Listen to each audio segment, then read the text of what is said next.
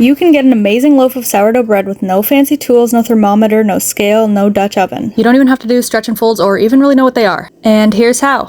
Mix 1 1/4 cup of water with half a cup of sourdough starter. Like I said, simple tools, I just used a fork to mix this instead of my dough whisk. Mix in 2 3/4 cups of flour and a tablespoon of salt. You want a rough dough with everything incorporated. Cover the dough and let it rest for 10 to 30 minutes. Then you're just going to work around the edges of your dough ball and stretch it until it starts to get tight. If your house is on the warm side, you're going to cover it and let it rest for about 4 to 7 hours. If it's a little bit cooler, you're going to let it rest about 8 to 12 hours. It'll be close to double in size and it shouldn't be too sticky to touch. Lay the dough out on a lightly floured surface, flour your hands because it will be a little sticky since we skipped stretch and folds, roll it into a log and then place it seam side down in a loaf pan, cover it up for the night and put it in the fridge. And then the next morning I just scored it with a regular knife. I baked at 425, covered for 35 minutes and uncovered for 10 minutes, and this is the result.